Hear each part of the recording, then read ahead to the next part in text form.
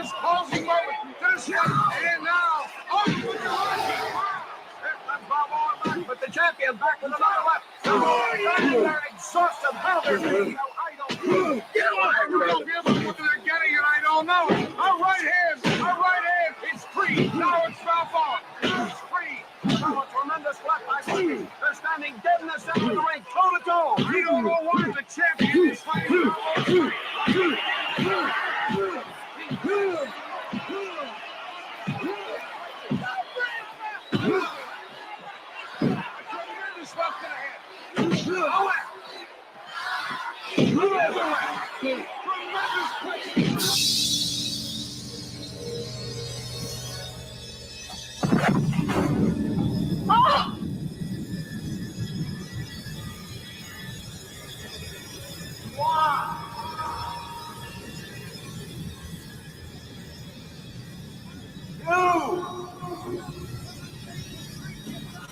will retain the title. If neither gets up, it's a draw, and Creed will win the title automatically. The count is still going. Get up, get on your feet! Now Balboa reaches for another. And Creed gets it. He can't get him. Balboa's trying to get him. Each fighter trying to beat the count. Now the champ is trying to get him. Balboa is straining for all his work. The champ can't make it. He's slumping on the canvas again. He's trembling.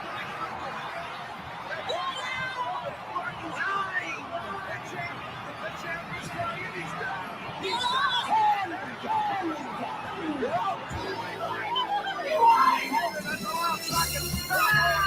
He made it. Rocky Balboa has shocked the world. He is the new heavyweight champion of the world.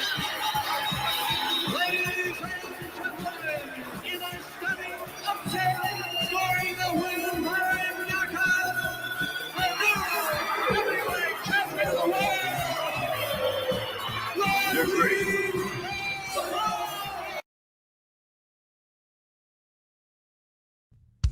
If you don't stay down and you never quit, come on over here and sit on the far end of the bench.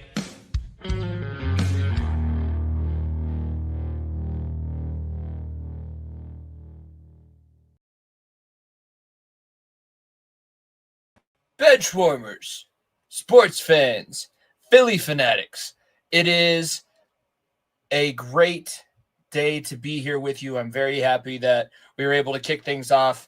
Thank you for bearing with me last week. I know that Niko had said I was going to hold down the fort. I had a rough week, just a lot that was going on. It was a state tournament, so that's where I was on Thursday, Friday, Saturday. I had conferences, had a little snafu with my keys, so we'll probably get into all of that. I feel like you guys might have a pretty good idea of who Benchwarmer of the Week is going to be, but I appreciate you being here. I appreciate you following the channel at FEOTB Pod. Subscribe to the YouTube channel. Let us know what you think of the show. Let us know how long you've been listening, everything like that. Drop a comment. We're always down to go back and forth with everyone. We'll have plenty to discuss for this week because we have a few things. I have to touch on the Super Bowl, which is what you guys saw for our center of attention. Didn't see any of our faces, but had that ready to roll. If you follow us on social media, you've already seen that one. Be sure to reach out to Niko. Let him know if you've been watching the WLL series that's been going on. He's out there with the Palms in Florida. Not going to confirm whether or not he's back. If he isn't, I will have a special guest coming back with me later in the week. If he is, he'll be back on. We'll be able to recap his trip, see what he was able to discern from this first weekend because it's a huge moment. It's National Women in Sports Day is coming up or just passed. Forgive me for not being totally aware, but I do know that that was around this time in the WLL, the Women's Lacrosse League, the female spinoff of the Professional Lacrosse League, PLL, that Niko works for with the California Redwoods. He's out there with California Palms, and he'll be back. But this is going to be fun. This is what we're here for. We're here for somebody that just gets to sit in his basement screaming into a microphone. Who knows whoever's listening or anything like that. The Super Bowl, I was on with Darren last Monday for Talking the Gridiron. We did our season finale, and we talked about the game, so I'll get into the actual game, but just thoughts, reason why you saw that video at the top of the episode. that was not necessarily the correct fight. I think I said it on Talking the Gridiron. I probably could have used the third fight against Clubber Lang, the second fight against Clubber Lang, because that was more so what happened. But damn, that is what it felt like, seeing the empire, the dynasty that was. It is no longer.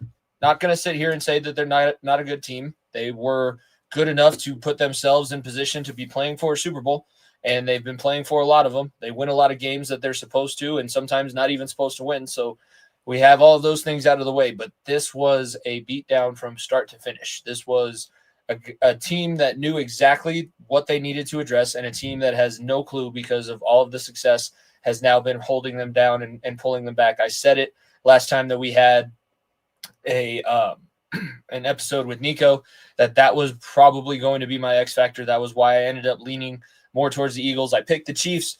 Very happy that it didn't work out that way. But let's look at the game itself. Final score is 40-22, 18-point deficit. A lot of those points for the Eagles came when the starters were no longer playing. Kicking things off, we had the big pass completion on the first play to A.J. Brown. Ended up being negated by one of those phantom penalties, and it seemed like that was going to be the way of the day. That's at least what everybody on Twitter, the initial reaction live on social media, was that now the refs are going to make sure that this happens because we pointed it out to so much. Ended up being kind of the opposite effect, where I feel like there was so much chatter about it. There was almost no flags thrown on either side. But that first the first penalty that was thrown, the A.J. Brown completion on 3rd and short, that was not good. From there, it was all Eagles. I think the Chiefs had one more first down. The Kendrick Lamar halftime show had more yards gained in it than the entirety of the Chiefs offense. Patrick Mahomes had a lower completion percentage than pressure rate. And by the way, Vic Fangio decided he was not going to blitz. So all of those things, what now that I've had a little bit of time to sit here and digest, this was a pissed off Philadelphia Eagles team. There was enough left over from the last time that they had lost to the Kansas City Chiefs that this thing was personal. The Chiefs, I'll talk about a little bit more specifically. They had their own pressure going on. There was not necessarily pressure. This was like you gotten your ass kicked in the schoolyard, and then you've built yourself, and you're ready to challenge that bully again. The videos coming out of the speeches, Lane Johnson mentioning the 0 sack shirts that the Kansas City Chiefs offensive line wore at their last parade when they won the Lombardi Trophy most recently against the Eagles in Super Bowl 57. All of those things were motivating factors, and it was exactly the way that things needed to work out. Saquon Barkley is held in check, yet Jalen Hurts and the rest of the offense finally shows what they are capable of, and the offensive line puts on a display of blocking that I don't think that we've seen, especially at that level, in a long time. Defensive line for the Chiefs is good. They have Karlaftis. They have Chris Jones. But Jordan Mailata, Lane Johnson are the two best tackle tandem in the NFL. That is the best tackle tandem of any team in the league. Not even close. Landon Dickerson and Mekhi Becton are the two biggest ass guards I've ever seen before in my life. Both 6'6 plus, and the Becton pushing 350. Dickerson topping out at about 330. And the center, Cam Jurgens, is the perfect Kelsey replacement. I was wearing a Jason Kelsey jersey on the Talking the Gridiron episode. He's the perfect replacement because he's about the same size. All you have to do is be smart, put everybody else. You have a Ferrari engine with that offensive line. You are never going to be touched by the first person because of how goddamn big those people are. So you don't have to really worry about too much other than making sure everybody goes the right direction.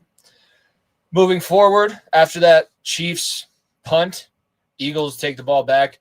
Jalen Hurts connects with Jahan Dotson, who came over in a trade. We'll get to Howie Roseman and Jeffrey Lurie and the organization side of the Eagles because they deserve credit for what they've been able to do. They took a Super Bowl championship. They took another Super Bowl run and decided they still needed to get better. Jahan Dotson had 2 huge catches. I believe his over-under for yards was 4.5.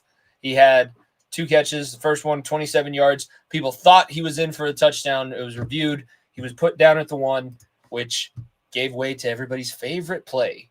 Good old tush push. Jalen Hurts gets the first touchdown.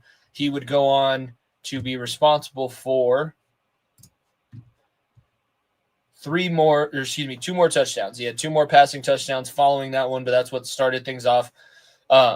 It was a statement made by this offensive line that they were able to do whatever they wanted to. You were able to stop all of those quarterback sneaks from Buffalo last week. That was cute. That is not what we do. We do not quarterback sneak. We do this thing called, they don't even call it tush push, but everybody else in the world calls it tush push, brotherly shove. It is totally different because you have everybody moving forward. That offensive line, again, is the reason why this play works as well as it does. The only team that it possibly has an argument of being banned for is the Philadelphia Eagles. Nobody else can do it the way that he does. That is a true fact. Kansas City's going to get the ball back, right? They're only down a score. Patrick Mahomes always responds. And his response was to not look off a cornerback who is young. But this is the story behind the Eagles all season. The 2 defensive backs that they put in their defensive backfield, along with C.J. Gardner-Johnson, along with Reed Blankenship, Cooper DeJean and Quinyon Mitchell are 2 of the best young players in the league.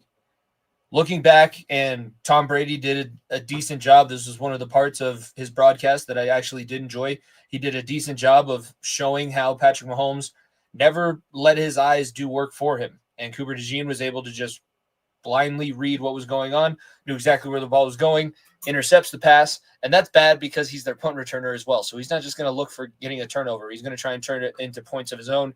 33-yard touchdown return for interception return for a touchdown on his birthday.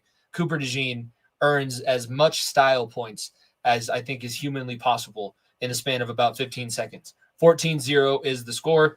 They get another field goal and let's see. Now I'm testing my memory.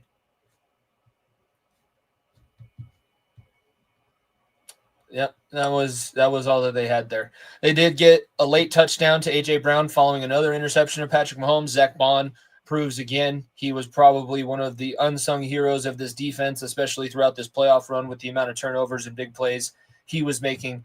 Starting out in the third quarter, Chiefs were getting the ball back, and it was setting up, and I'm pretty sure Tom started to pucker up a little bit in the booth. This was setting up to be yet bigger than 28-3 because the Eagles decided to go down 27-0. And that was the starting deficit. That was where absolutely no momentum. The pressure, we'll get to the Chiefs now. The pressure of this historic three-peat. I am shocked at how poorly this was handled by that coaching staff. Normally, Andy Reid does a better job of having his guys in the correct frame of mind. This was not the case. They were hearing everything being said about them. Possibility of being the greatest team, greatest dynasty, only three-peat in NFL history. Like the NFL made that big news deal and paid Pat Riley for the rights of using the term three-peat because they were so certain that this was going to happen. And the things that haunt you in the regular season don't go away in the postseason. They get magnified. They could not pass protect Patrick Mahomes. That defensive line, the Georgia defensive line for the Philadelphia Eagles is legit. They are stone cold killers is the best way to describe them. That is their lot in life. That is their prerogative. I guess if I'll give credence to Nick Sirianni. They could not establish a running game because I don't think Isaiah Pacheco is a number one running back, or at least he wasn't healthy enough to be the number one running back when he came back from injury. And the receivers dropped a lot of passes, but there was not much separation. So the weapons are totally depleted.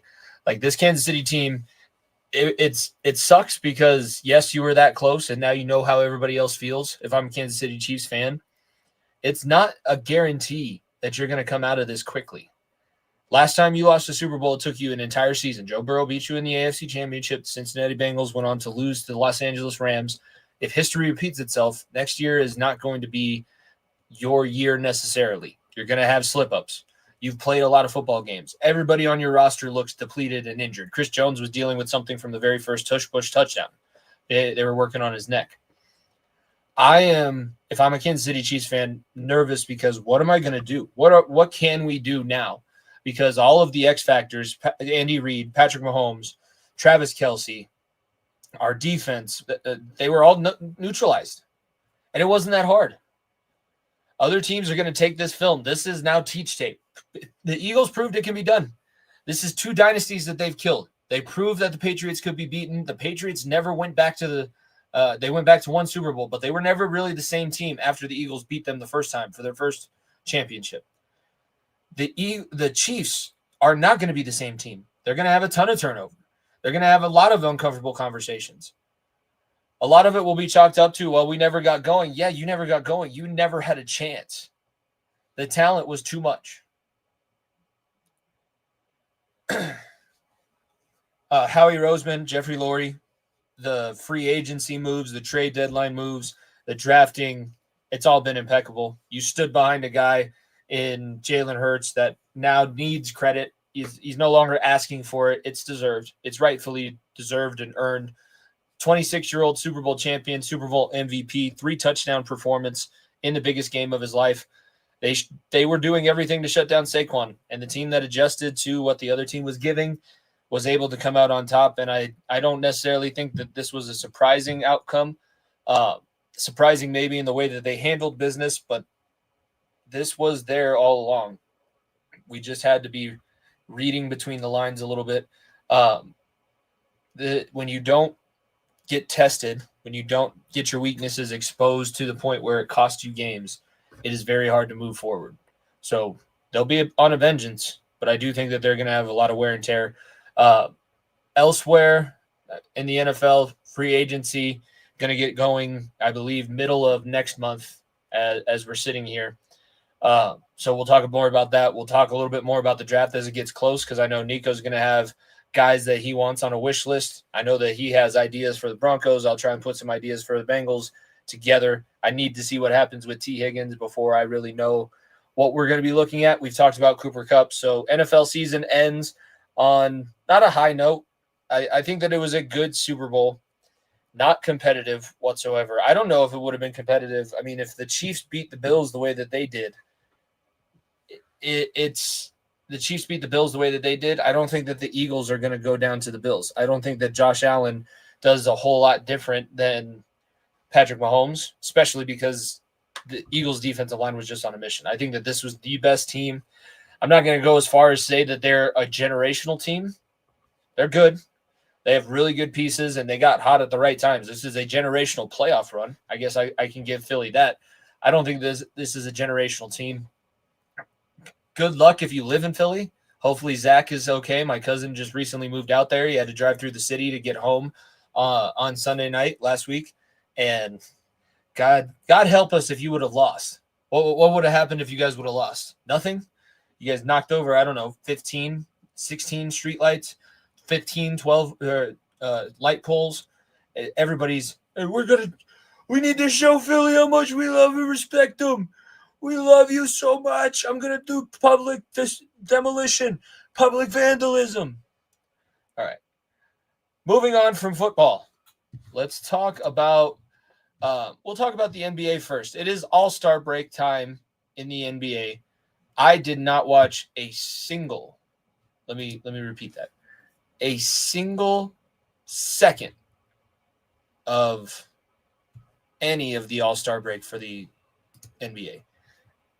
Don't really like basketball as much as Niko does. I think that's been fairly well established. It's just not my thing, not my cup of tea. I don't know what to tell you.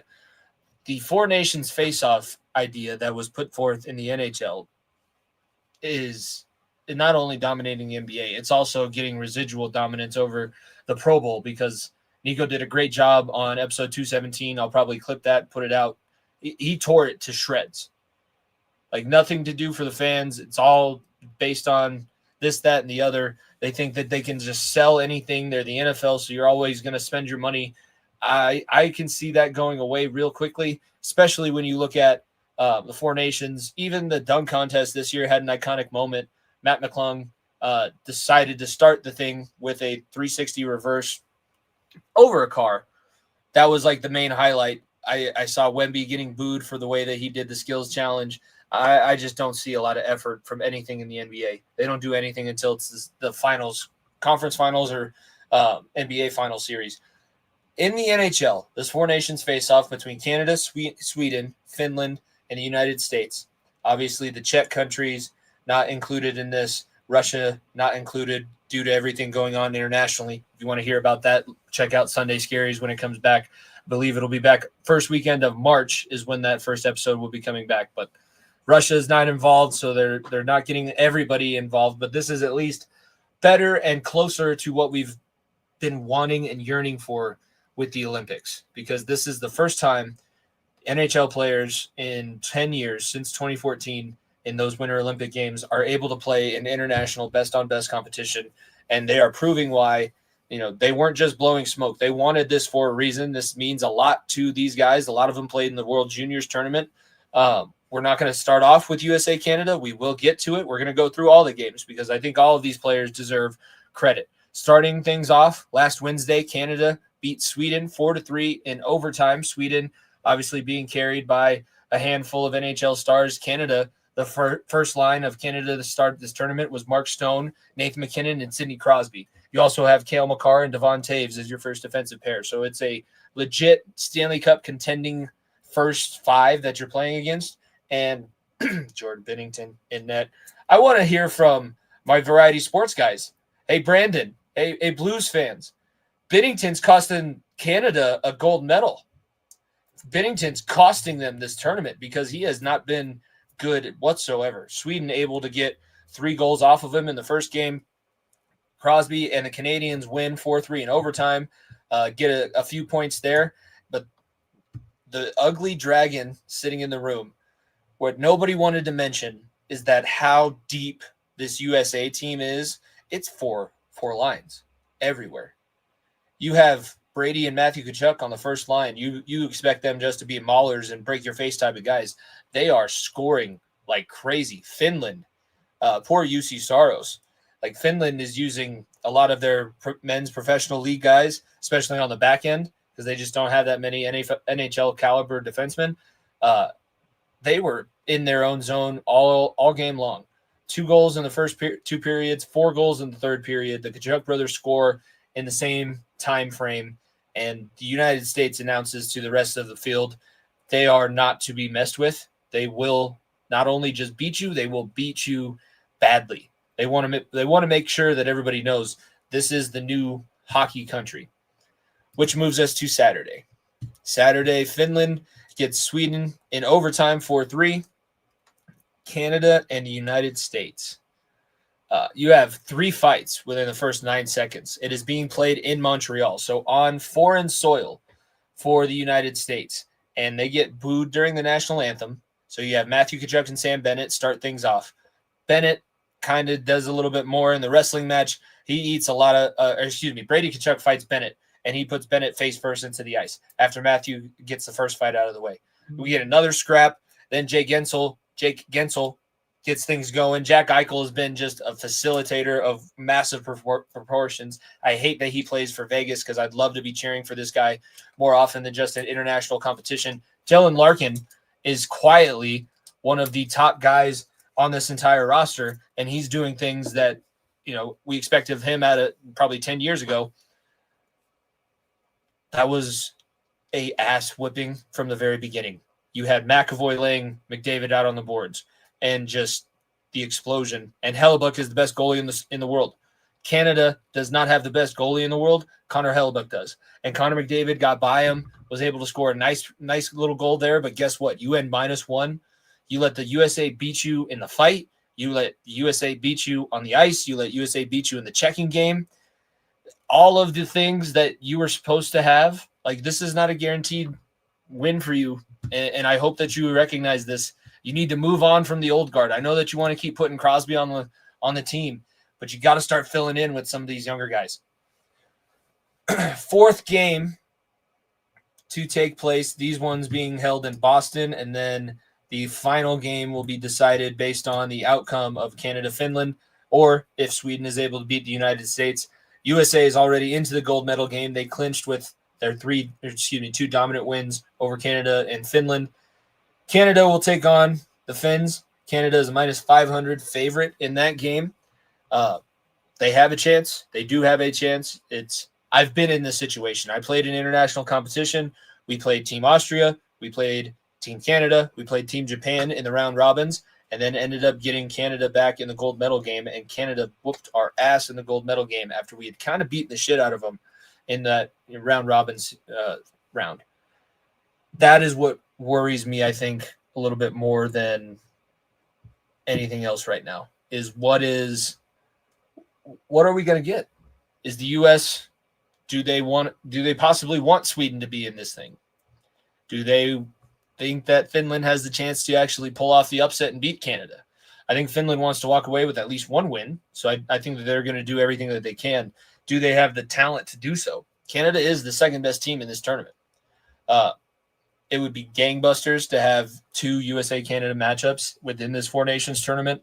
And it just makes me even more excited. I think it makes everybody more excited for 2026 in Italy, when we hopefully get best on best back in the Olympics. I know that the owners hate it. They like to talk about how much injury risk there is, and they don't want to have their guys out for important, crucial bits of the season. I don't care. I want it. And I want everybody involved. I would like to see a Team Russia. I think Russia might have the depth to match the United States. Then you get to see the difference in culture and the difference in mental toughness and work ethic start to shine through. I talked about it with the Avalanche when they won the Stanley Cup over the Tampa Bay Lightning. Kucherov had a total fit meltdown on the side instead of trying to add into the rush when they were still possibly in realm of making it a closer game in Game 6 when the Avs won the Cup. So I'm excited with what we're seeing. I think that this is great for the sport. And is it going to influence anybody else? No, but I think that this is fine for the NHL because revenue based on this will go up. You're going to get new people buying new jerseys. They're going to be buying jerseys of players they never would have thought of.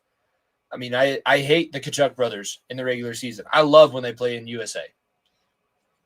They are the Bash brothers, but they can score. I didn't realize that. They could break your face and then also dangle behind you and put in a nice backhander. We'll probably see one of those come up in my play of the weeks, but it's awesome. I think that it's great. I guess I'll talk a little bit. I got my own little bit of time here. This will be a pseudo center of attention since I played the video. Wrestling season did come to an end. We had our state tournament. Congrats to the 84 new Colorado state champions between all 6 classifications that people are split into. We had one girl, shout out Zarette Silva Lopez, our state runner-up at 125 pounds. She's a sophomore and was able to wrestle on Saturday night in front of about 15,000, I'd say, wrestling fans in Ball Arena.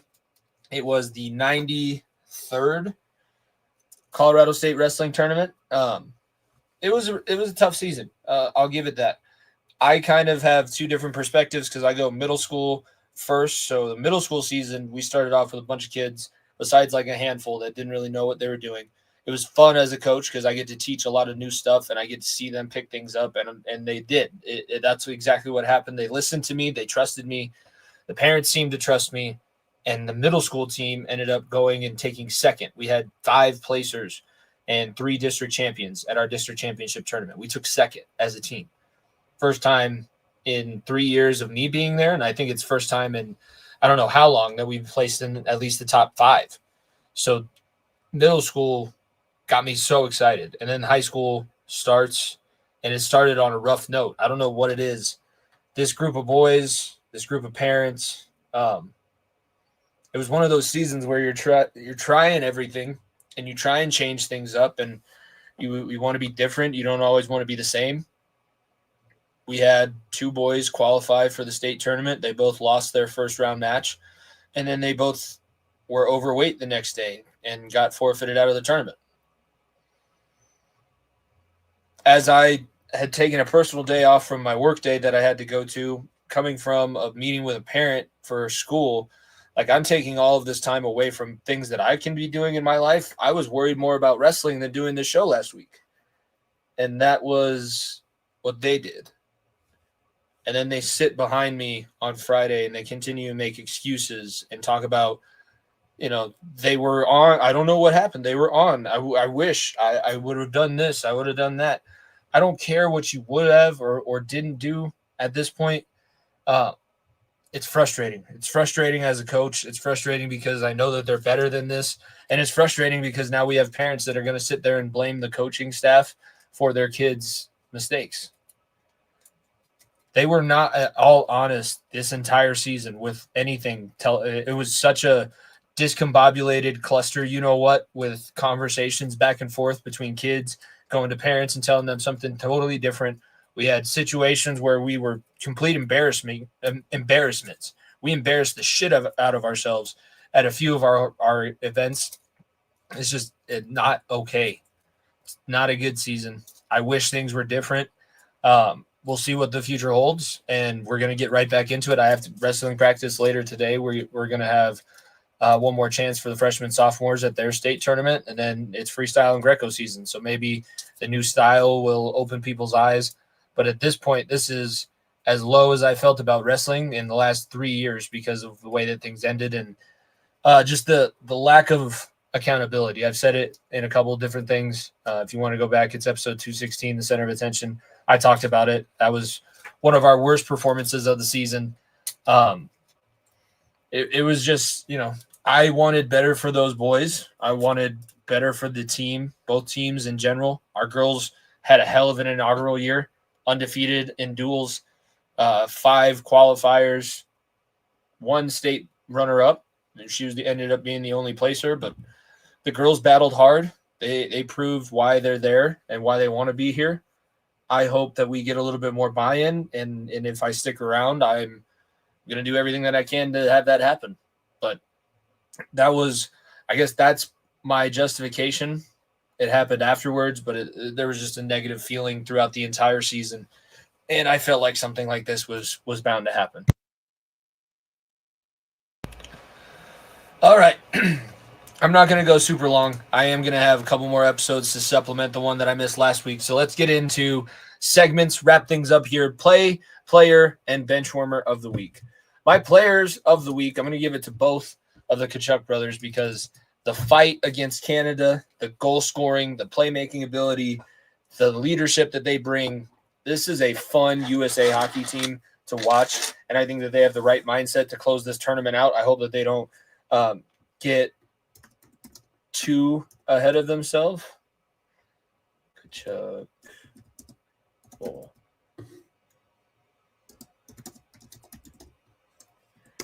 I am going to go with the Tkachuks again for play of the week.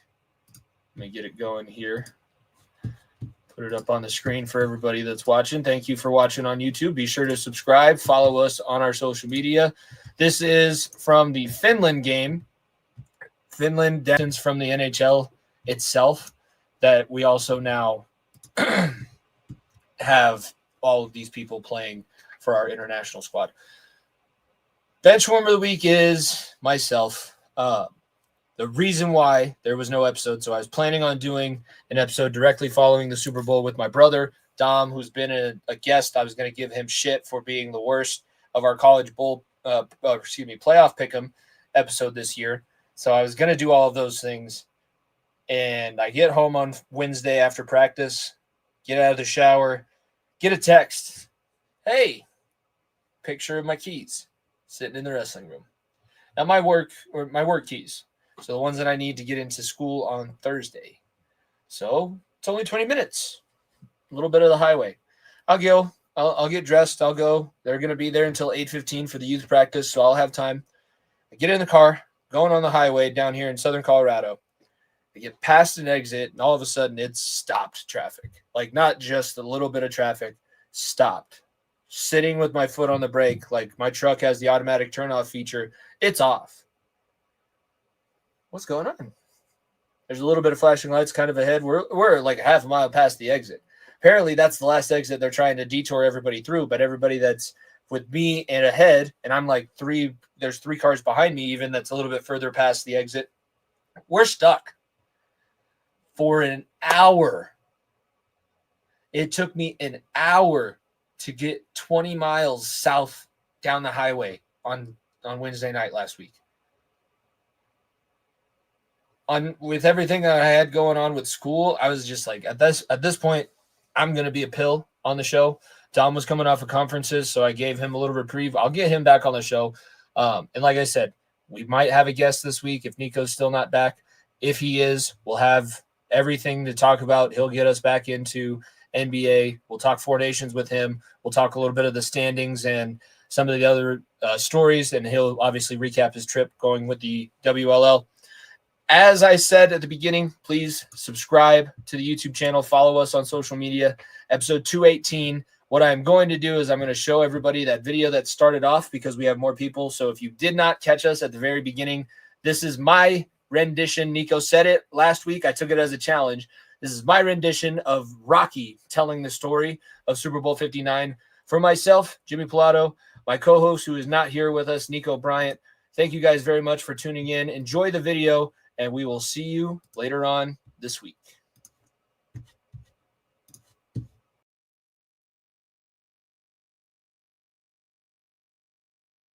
These two guys up. A tremendous closing moment. This one, and now on with the but the champion back with another left. They're exhausted. How they're getting out, I don't know. Get away! We're going to be able to what they're getting, and I don't know. A right hand. It's free. Now it's foul ball. It's free.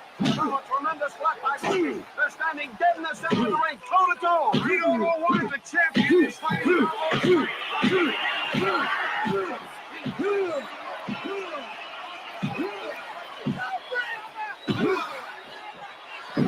Tremendous left to the head. Tremendous play.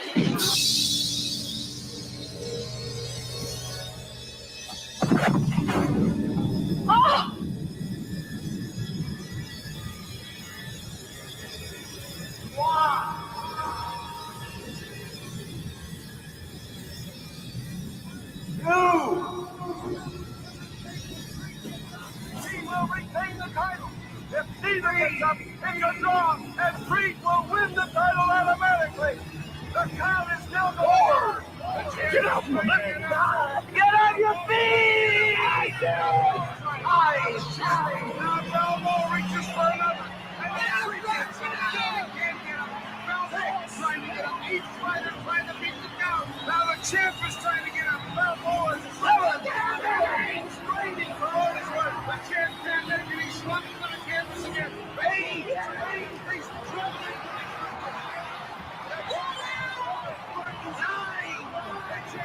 The champ is trying and he's done. He's done.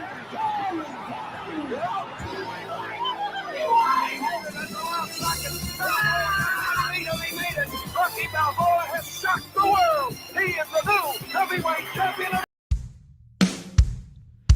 If you don't stay down and you never quit, come on over here and sit on the far end of the bench.